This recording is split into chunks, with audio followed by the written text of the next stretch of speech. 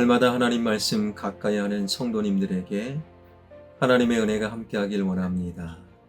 오늘 하나님 주신 말씀은 사도행전 11장 27절에서 30절까지 말씀입니다. 그때의 선지자들이 예루살렘에서 안디옥에 이르니 그 중에 아가보라 하는 한 사람이 일어나 성령으로 말하되 천하에 큰 흉년이 들리라 하더니 글라우디오 때에 그렇게 되니라.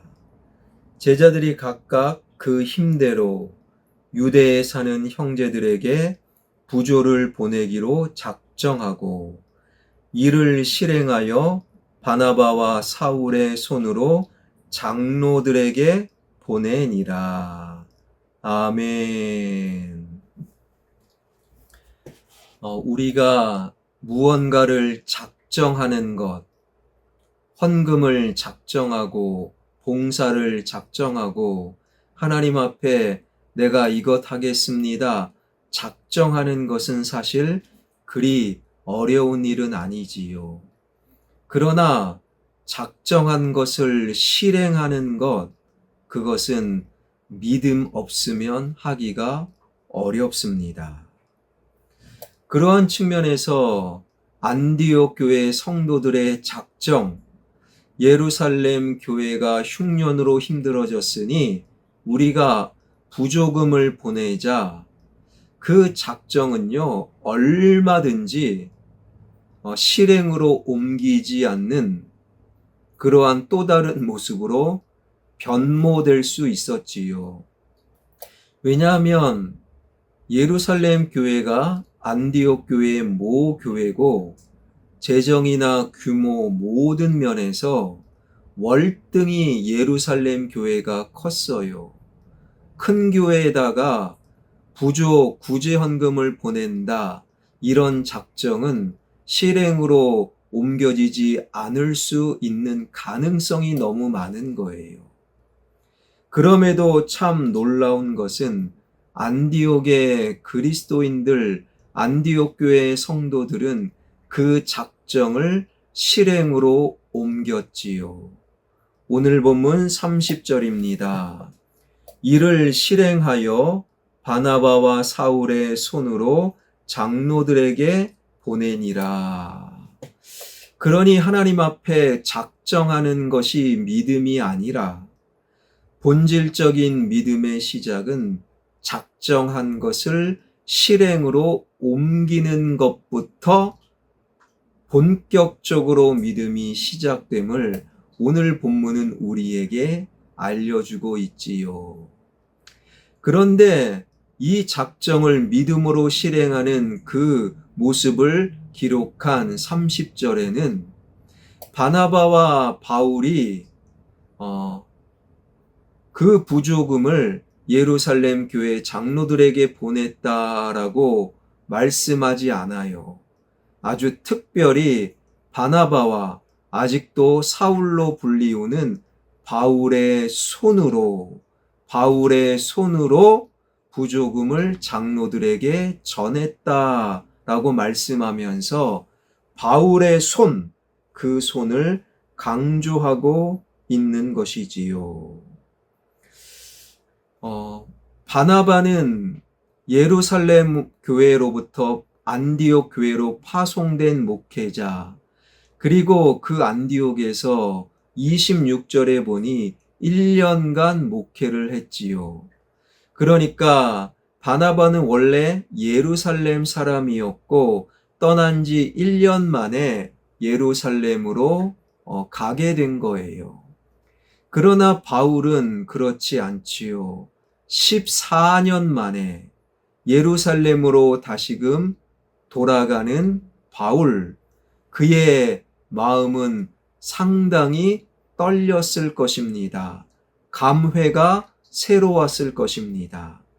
이미 우리가 살펴본 대로 약 20여 년 전에 고향 땅 다소를 떠나면서 예루살렘을 향해 나아가며 청혼의 꿈을 꿈고 유대교의 지도자가 되겠다, 마침 예루살렘에서 그 젊디 젊은 그 바울은 유대교 최고의 석학 가말리엘의 제자가 되지요. 그의 부흥이라도 하듯 유대교의 중요한 정책, 기독교 말살 정책에 사울은 선봉장에 서게 됩니다. 그때 사울의 두 손은 진리를 짓밟는, 말씀을 파괴하는 바로 탐욕의 손이요 추한 손에 지나지 아니하였지요.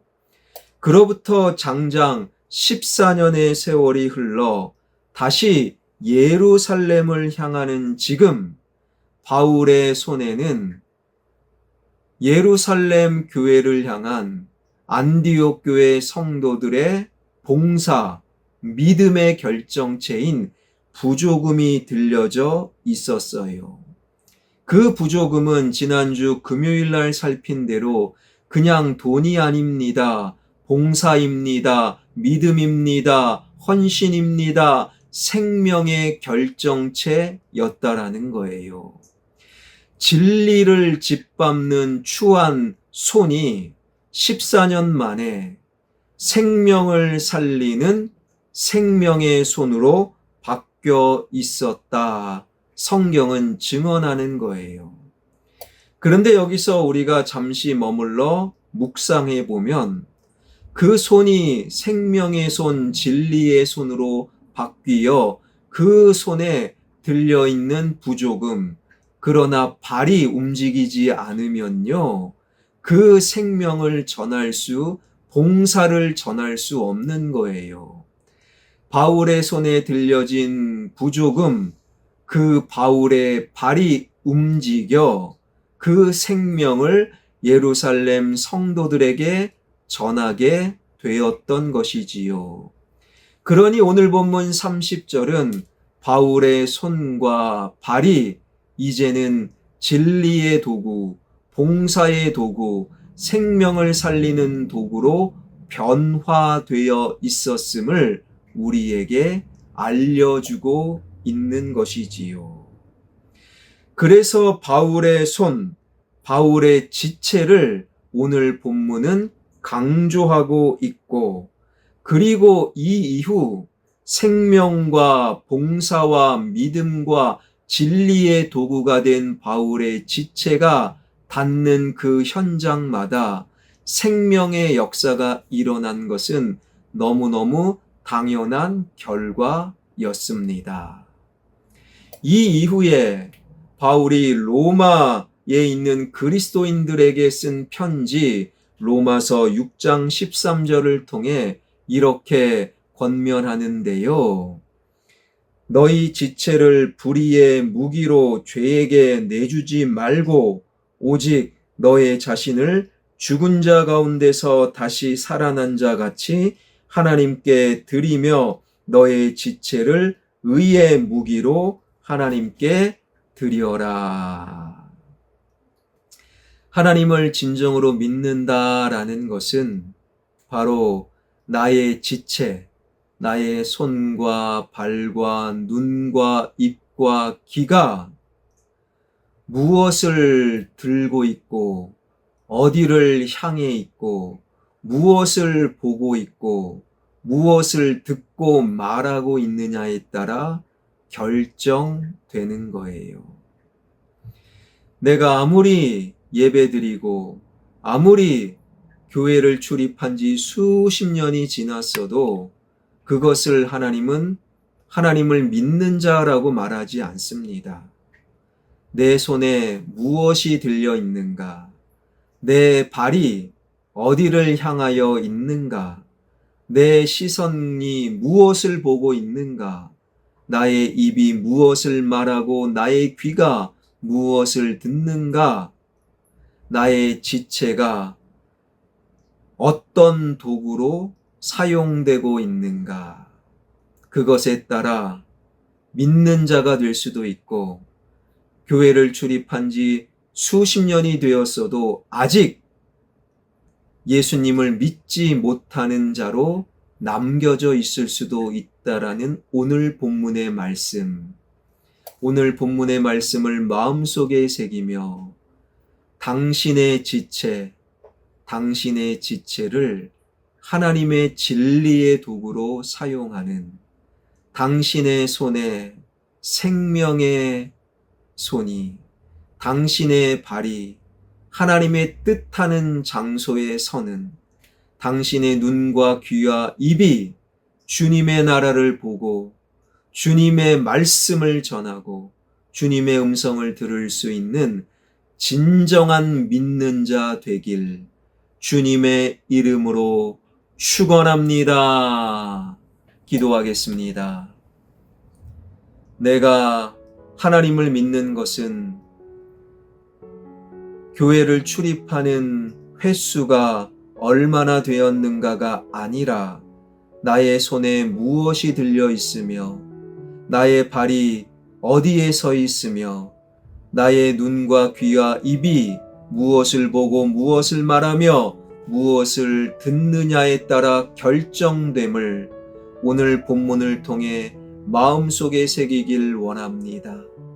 작정한 것을 믿음으로 실행했던 그들, 14년 만에 예루살렘으로 돌아갔던 바울의 손이 진리를 짓밟는 손에서 봉사의 손, 믿음의 손, 그리고 생명의 손으로 바뀌었던 오늘 본문의 말씀을 마음속에 새기며 내 손에 무엇이 들려 있는지, 내 발이 어디를 향하여 있는지 나의 지체를 살피는 은혜를 우리 모두에게 허락하여 주옵소서.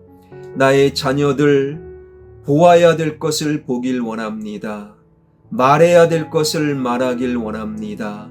들어야 될 하나님 말씀을 듣게 하여 주시고 자녀들의 손이 진리를 짓밟고 생명을 파괴하는 손이 아니라 생명을 살리는 진리의 손, 나의 자녀들의 발이 하나님이 원하시는 그곳에 설 수 있도록 나의 자녀, 아들, 딸, 사위, 며느리, 손주들의 믿음을 주님 지켜 주시옵소서. 예수 그리스도의 이름으로 기도하옵나이다. 아멘.